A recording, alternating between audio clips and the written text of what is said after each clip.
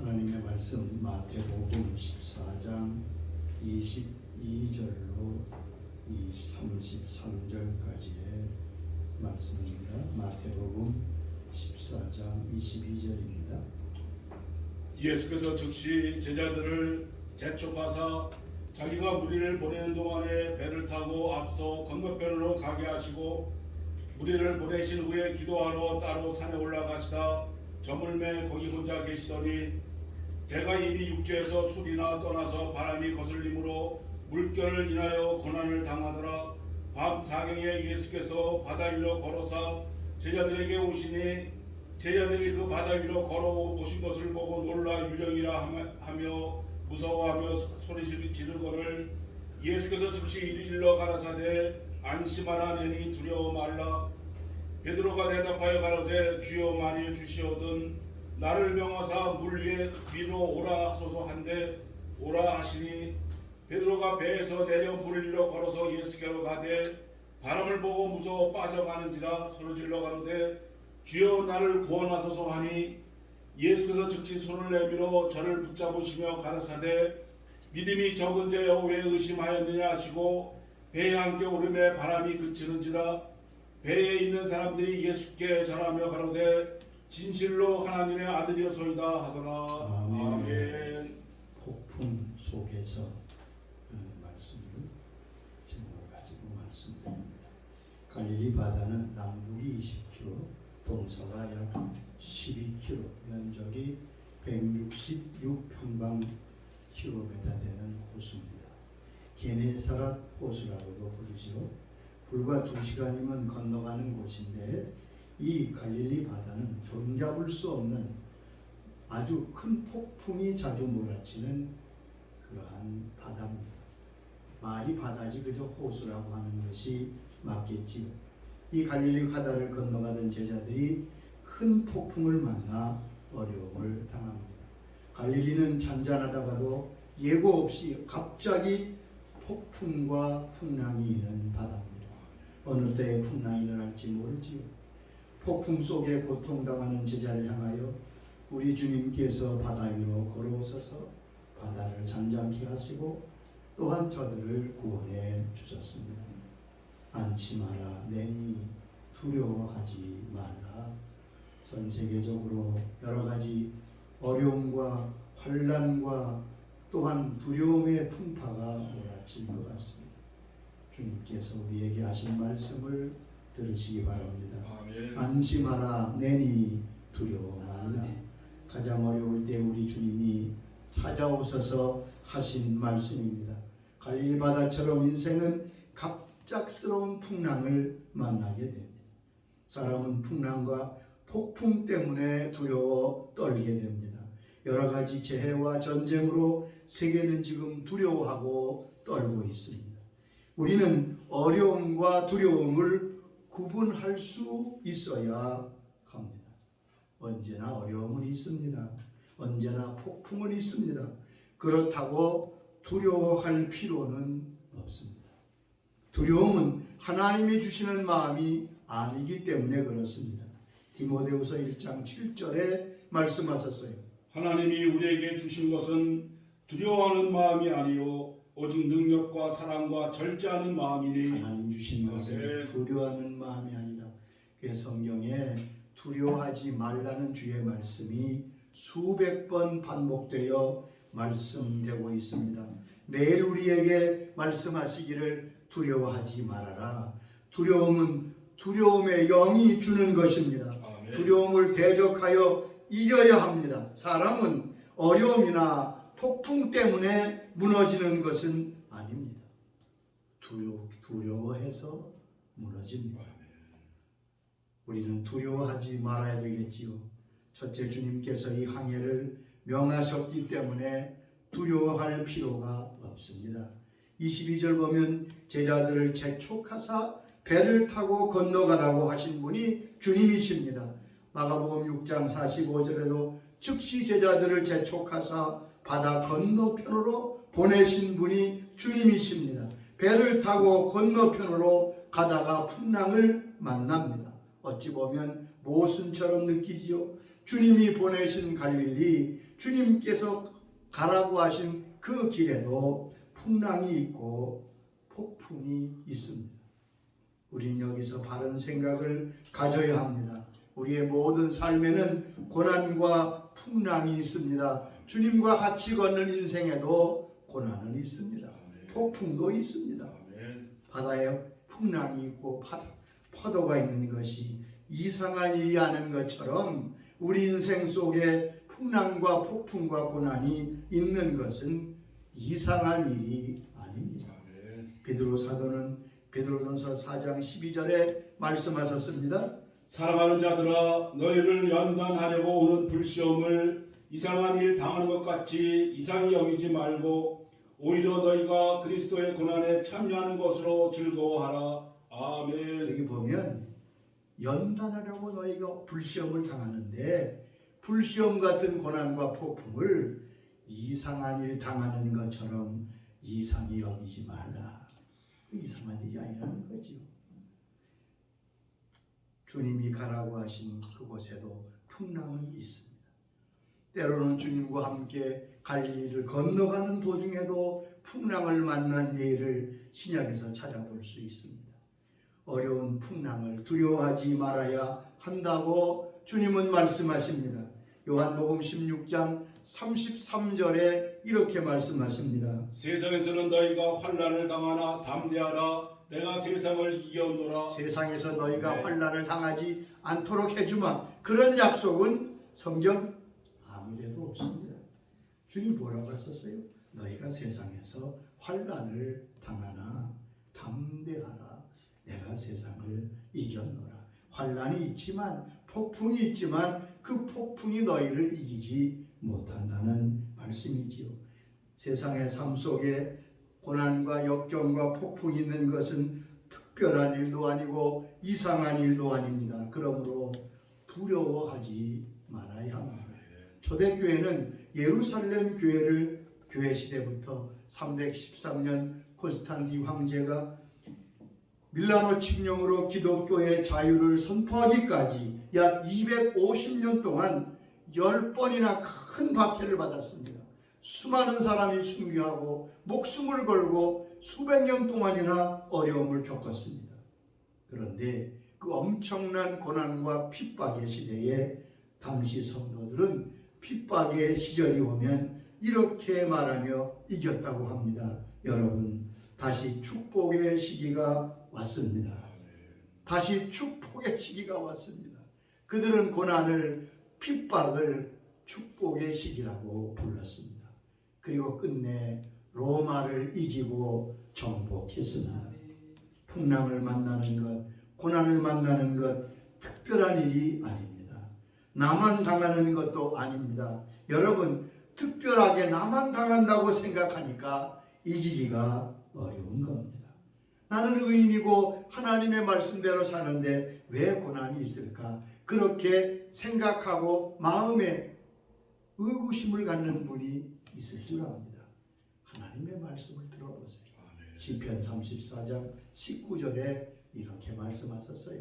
의인은 고난이 많으나 여호와께서 그의 모든 고난에서 건지시는도다. 의인은 아멘. 고난이 많으나 한두 번 있다고 그러지도 않았어요. 의인은 고난이 많으나 그것만 읽으면 안 됩니다. 여호와께서 그의 모든 고난에서 건지시는도다. 너희에게 고난이 많겠지만 그러나 하나님이 그 모든 고난에서 건져 주신다는 말씀. 아멘. 여러분, 그러나 현실적으로 고난과 풍파와 폭풍이 일면 두려움이 있는 것이 사실입니다. 두려워하지 말아야 되는 줄 알지만 우리는 약한 인간이기 때문에 두려워하게 되지요. 다윗도 그랬던 것 같아요. 시편 56편 읽어보면 다윗은 여러 가지 사람들의 공격과 원수들의 핍박으로 몹시 어려움을 겪습니다. 그러면 그에게도 두려움이 찾아왔어요. 그럼 두려움은 어떻게 한다고 그는 고백하고 있습니까? 시편 56장 3절 4절에 이렇게 말합니다. 내가 두려워하는 날에는 내가 주를 의지하리이다. 내가 하나님을 의지하고 그 말씀을 찬송하올지라. 내가 하나님을 의지하였은즉 두려워하지 아니하리니 혈육을 가진 사람이 내게 어찌하리이까. 다윗도 아멘. 두려워했습니다. 여러분 두려워하는 거 아멘. 이상한 일도 아니죠. 그런데 내가 두려워하는 날에는 내가 주를 의지하겠습니다. 아멘. 내가 하나님을 의지하고 그 말씀을 찬송할 텐데 내가 하나님을 의지하고 두려워하지 않게 되는데 사람이 내게 어찌하겠는가. 여러분 두렵지 않았겠어요? 소년 시절부터 쫓겨가고 사울왕이 권력을 가지고 추격하고 여러분 도망자의 신세가 얼마나 두렵겠습니까? 그럴 때마다 다윗은 하나님을 의지했습니다. 우리도 꼭 같습니다. 두려움이 올 때에 우리는 하나님을 의지해야 될 것입니다. 아멘. 사실 두려움이 사실보다 무섭습니다. 어려움은 현실보다 두려움이 더 큰 문제가 되는 것입니다. 어떤 통계에 보니까 2차 세계대전의 전쟁터에서 죽은 군인의 수는 30만 명이랍니다. 그런데 전쟁의 두려움 때문에 죽은 사람은 100만 명이 넘는다. 정작 전쟁에서 죽은 사람보다 두려워서 죽은 사람이 훨씬 많다는 거 아니에요? 풍랑과 고난이 닥쳐오면 하나님을 의지하고 바라보아야 합니다. 풍랑과 폭풍 가운데 어떻게 이기는가를 우리에게 보여주고 계십니다. 아멘. 풍랑이 없기를 바라지 마시고 어떻게 풍랑과 폭풍에서 이기는가를 배우는 사람이 되어야 합니다. 어차피 풍랑은 계속될 것이기 때문에 그렇습니다. 우리는 큰 폭풍과 어려움 속에서 어떻게 승리하는 것을 출애굽기의 과정에서 잘 배웁니다. 이스라엘 백성이 기쁨과 기대를 가지고 애굽을 떠나 가나안을 향하여 나갑니다. 그들이 기쁨 찬송을 부르며 홍해까지 왔을 때 변심한 바로가 군대를 거느리고 병거를 거느리고 추격해 옵니다. 백성들이 보니까 뒤에서 애굽 군대들이 병거를 타고 하는 질주해 옵니다. 먼지가 벌써 무슨 물인 줄 알겠더라고요. 앞에는 홍해바다입니다. 이제는 진퇴양난이고 꼼짝없이 죽게 되었습니다. 여러분 저들의 운명과 저들의 경악함이 어떻겠어요? 그들은 하나님을 부르짖고 보세를 원망하고 소리 지릅니다. 여러분 이때 주님께서 하신 말씀을 귀담아 들으시기 바랍니다. 출애굽기 14장 13절에 말씀했습니다. 너희는 두려워하지 말고 가만히 서서 여호와께서 오늘 너희를 위하여 행하시는 구원을 보라. 이 가장 어려울 때에 하나님의 하신 말씀은 두 가지입니다. 첫째는 가만히 서 있으라. 여러분 이거 조심히 들으셔야 됩니다. 폭풍을 만나면 환난과 역경을 만나면 하나님 앞에 가만히 서 계시기 바랍니다. 돌아다닌다고 해결되지 않습니다. 전화 건다고 해결되지 않습니다. 하나님 앞에 여러분 보세요. 애굽과 홍해 사이에 그들이 할 수 있는 게 무엇이겠습니까? 떠든다고 됩니까? 원망하고 불평한다고 해결돼요? 주님 말씀했어요. 얘들아 가만히 서 있으라. 두 번째는 하나님이 행하시는 것을 보아라. 구원하신 하나님을 보아라. 어려울 때 가장 중요한 것은 가만히 서 있는 것입니다. 나의 모든 행사, 나의 모든 사고, 나의 모든 것을 멈추고 주님 앞에 서서 주님을 바라보는 것입니다. 그때 주님께서 일하십니다. 14장 14절에 여호와께서 너희를 위하여 싸우시리니 너희는 가만히 있을지니라. 내가 싸울 테니까 너희는 좀 가만히 있어라. 시편 46장 10절에도 말씀했습니다. 너희는 가만히 있어 내가 하나님 됨을 알지어다. 내가 문나라 중에서 높임을 받으리라. 내가 세계 중에서 높임을 받으리라. 여기 뭐라고 했습니까? 너희는 가만히 있어 내가 하나님 됨을 알지어다. 이 말이 무슨 뜻입니까? 내가 가만히 있을 때 하나님이 역사하시기 시작해서 하나님을 드러내신다는 말씀입니다. 어느 선교사님이 아프리카에서 선교하는데 아프리카는 밀림이 굉장히 위험하잖아요. 거기 뱀이 엄청나게 크다고 그래요. 어느 날 밀림을 지나다가 그 큰 뱀의 공격을 받습니다. 그 뱀은 뭐 독이 있는 게 아니라 얼마나 무서운 뱀인지. 뱀이 한번 감기면 뭐 사자고 누구 다 뼈가 다 부러진다. 얼마나 죄는지. 이제 꼼짝없이 그 뱀의 공격을 받아 죽게 생겼는데 완전히 조여들합니다. 그 뿔들 말고서. 그래서 막 얼마나 숨을 못 쉬겠는데 갑자기 주님께서 가만히 있어라 그러시죠. 그래서 숨을 딱 멈추고 가만히 있었더니 이 뱀이 갑자기 슬슬 풀더니 그 조였던 걸 풀고 가더라는 거예요. 나중에 알고 보니까 이 뱀은 몸부리면 침을 치면 칠수록 더 취해서 그래서 죽는 거래요. 가만히 있으면 안 죽는다는 거예요. 하나님, 너희가 우리가 몸부림친다고 조여오는 폭풍을 이길 수는 없습니다. 폭풍을 다스리는 분이 하나님이시잖아요. 그러니까 너는 좀 가만히 있어라. 내가 할 수 있는 일이 아니지 않느냐. 구원하시는 하나님을 바라보라. 아멘. 가만히 있어서 하나님의 믿음의 눈으로 하나님을 어떻게 보면 전혀 해답 같지 않은데 무슨 처방이 있을 것 같은데 아니요. 하나님의 말씀은 정확하십니다. 하나님의 말씀은 우리에게 분명한 해답이 되는 것입니다. 하나님을 바라보면 하나님이 역사하십니다. 아멘. 가만히 있었더니 어떻게 홍해가 열렸잖아요. 우리도 폭풍 가운데 가만히 있으면 하나님이 역사하십니다. 하나님을 바라보는 자에게 이렇게 역사하신다고 했습니다. 시편 25장 3절에 말씀했습니다. 주를 바라는 자들은 수치를 당하지 아니하려니와. 첫째, 수치를 당하지 않습니다. 여러분, 우리가 큰 폭풍과 어려움 속에서 이러다가 큰 문제 생기는 거 아닌가? 아니요. 주를 바라보는 사람은 수치를 당하지 아니하리라. 여러분, 이 말씀을 믿고 주를 바라보시기 바랍니다. 또한 주를 바라보는 자는 하나님의 사랑과 자비가 베풀어진다고 말씀했습니다. 시편 130장 7절에 말씀하십니다. 이스라엘아 여호와를 바랄지어다. 여호와께서는 인자심과 풍성한 속량이 있습니다. 하나님을 바라보면 풍성한 자비와 속량이 기다린다고. 뿐만 아니라 하나님께서 건져주시고 살려주신다고 말씀했습니다. 시편 33장 18절의 말씀입니다. 여호와는 그를 경외하는 자 곧 그의 인자심을 바라는 자를 살피사 그들의 영혼을 사망에서 건지시며 그들이 굶주릴 때에 그들을 살리시는도다. 여호와를 경외하며 바라보는 자에게 사망에서 건지시며 굶주림에서 그들을 살리시니. 누가요? 하나님께서. 주님은 풍랑 맞는 제자들에게 어떻게 하셨습니까? 주님은 풍랑 맞는 고난당한 제자를 찾아와 주셨습니다.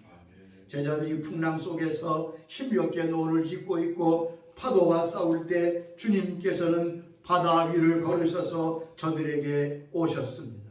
주님은 저의 자녀들, 고난당하는 주의 백성들을 버려두지 아니하시는 분이십니다. 요한복음 14장 18절에 주님의 약속을 기억하세요.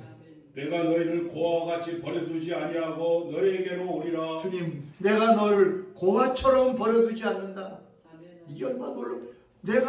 너희들이 고아인 줄 아느냐? 내가 너희를 고아처럼 절대 버려두지 않는다. 여러분, 세상에 아무도 나를 도울 수 없는, 아무도 없는 것 같을 때 이 말씀을 기억하시고 붙드세요. 내가 너를 고아처럼 버려두지 않는다. 내가 너의 아버지 아니냐? 내가 너를 위해 십자가 지지 않았느냐? 주님은 바다 위에 걸으셔서 제자들을 찾아오셨습니다. 찾아온 시기가 언제입니까? 밤 4경이라고 말합니다. 오늘날로 말하면 새벽 3시부터 6시까지입니다. 가장 깊은 밤에 가장 깊은 어려움 때에 주님께서 찾아오셨습니다. 파도 때문에 풍랑 때문에 방황할 때 가장 불안하고 두려울 때 주님이 찾아와 주셨습니다. 풍랑 만난 고난당한 제자들을 주님께서 찾아오셨음을 잊지 마세요. 침몰의 순간에 주님께서 찾아오신 것입니다. 인간의 한계 시간에 주님께서 찾아와 주셨습니다. 가장 위기의 순간에 우리 주님은 찾아오십니다. 찾아오시는 주님을 바라보고 마다 주님을 영접하실 수 있기를 바랍니다. 하나님이 우리를 찾을 때 위기 속에서 우리에게 역사하십니다. 우리가 주님 앞에 서서 가만히 주를 바라보고 나갈 때 주님은 우리에게 오셔서 역사하신다. 역대하 15장 15절에 말씀하십니다. 우리가 마음을 다하여 맹세하고 뜻을 다하여 여호와를 찾았으므로 여호와께서 그들을 만나 주시고 그들의 사막에 평안을 주셨더라. 아사 임금 때 일입니다. 온 무리가 마음을 다하고 맹세하고 뜻을 다하여 하나님을 찾았습니다. 저들이 어려운 그 아사 시대에 하나님을 찾을 때 하나님께서도 그들을 만나 주시고 그들 사방에 평안을 주셨다. 주님이 우리를 만나 주시면 그곳에는 평강이 있습니다. 보세요. 하나님이 만나시는데 무슨 일이 일어나? 하나님이 만나 주시는데 누가 대적할 수 있겠습니까? 주님이 찾아오셔서 배에 오르시니 미칠 것 같은 파도가 잔잔해졌다고 말합니다. 14장 32절 보면 배에 오르심에 바람이 그치는지. 하나님은 결코 그를 의지하고 찾는 자를 결코 버리지 아니하시니. 시편 9장 10절에 약속하셨습니다. 여호와여 주의 이름을 아는 자를 주를 의지하오리니 이는 주를 찾는 자를 버리지 아니하심이니이다. 이는 주를 찾는 자들을 버리지 아니하십니다. 아멘. 찾아오실 뿐 아니라 손을 내밀어 붙들어 주셨습니다. 참 이 말씀 보면 베드로라는 분이 참 특별한 분 같아요. 지금 풍랑 때문에 다 기진맥진한데 주님께서 걸어오시니까 예수님 나도 좀 걷게 해주세요. 그 얘기하대요 여러분. 저기 주님이 오시는데 어떻게 그런 생각을 하는지 대단한 사람이 대단한 분입니다 여러분. 그런데 오라 그러니까 베드로가 정말 무리를 걸었어요. 인류 역사상 최초로 무리를 걸은 분은 베드로입니다. 그러나 몇 발짝 갔는지 모르겠지만 풍랑과 바람이 몰아치는 거 보니까 너무 무서워서 빠져갑니다. 그때 주님께서 그 손을 붙들어 일으켜 주셨습니다. 허우적거릴 때 주님께서 그를 붙드셨습니다. 우리가 잘 보세요. 언제 빠져요? 풍랑을 보니까 빠지더라고요. 파도를 보니까 빠지더라고요. 문제를 보니까 빠지더라고요. 여러분 문제를 100번 보세요. 빠져서. 빠진다는 건 해결책이 없다는 건 아니에요. 우리는 고난과 폭풍과 문제를 보지 말고 그 문제 뒤에 서 계신 주님을 바라보시기를 바랍니다. 아멘. 두려움은 내가 지금 고난과 풍랑을 바라보고 있다는 증거입니다. 빨리 눈을 돌려서 주님을 바라보실 수 있기를 바랍니다. 두려움을 이긴 사람은 폭풍을 이길 수 있습니다. 이 사건은 우연한 사건이 아닙니다. 33절에 보면 제자들이 예수님이 누구신가를 깨닫게 되었습니다. 여러분 항상 물으세요. 이 사건을 통해 하나님이 내게 가르치시는 진리가 무엇입니까? 제자들은 비로소 예수님이 하나님의 아들이신 것을 깨닫고 엎드려 절했다고 오늘 성경은 말씀하고 있습니다. 폭풍과 풍랑과 고난 통해서 하나님을 더 깊이 알게 될 수 있기를 바랍니다. 아멘. 하나님께 더 가까이 가는 기회가 되도록 우리가 부르는 찬송처럼 이 풍랑이 나여 더 빨리 가. 폭풍과 풍랑 속에 어려움 중에 있는 주의 자녀들 주님의 손을 붙잡고 주님을 바라보고 도리어 하나님께서 나를 얼마나 사랑하시고 하나님의 역사가 얼마나 사랑이 큰지를 깨닫는 복된 기회로 바뀌도록 주께서 역사해 주시기를 주의 이름으로 축원합니다. 아버지 하나님 감사합니다. 폭풍과 풍랑을 만난 제자들을 버려두지 아니하시고 찾아오셔서 잔잔케 하시고 물에 빠진 베드로를 건져주신 것처럼 밖으로 어려움을 당해 어찌할 바 몰라 하는 주의 자녀들을 기억하여 주옵소서. 아멘. 아무리 문제를 보고 풍랑을 보고 폭풍을 바라보아도 우리는 그저 속설없이 빠져갈 뿐입니다. 주님 눈을 돌려 주님을 보게 하여 주옵소서. 아멘. 가만히 서서 하나님의 구원하심을 보라고 말씀하신 그 말씀처럼 우리는 폭풍과 문제와 풍랑이 아니라 나를 위해 걸어오시는 주님을 보게 하여 주옵소서. 주님을 의지하게 하여 주옵소서. 그래서 우리가 풍랑 속에서 도리어 우리의 믿음이 깊어지게 하시고 주님을 만나 뵙는 은혜가 있게 하옵소서. 아멘. 예수님의 이름으로 기도드리옵나이다. 아멘.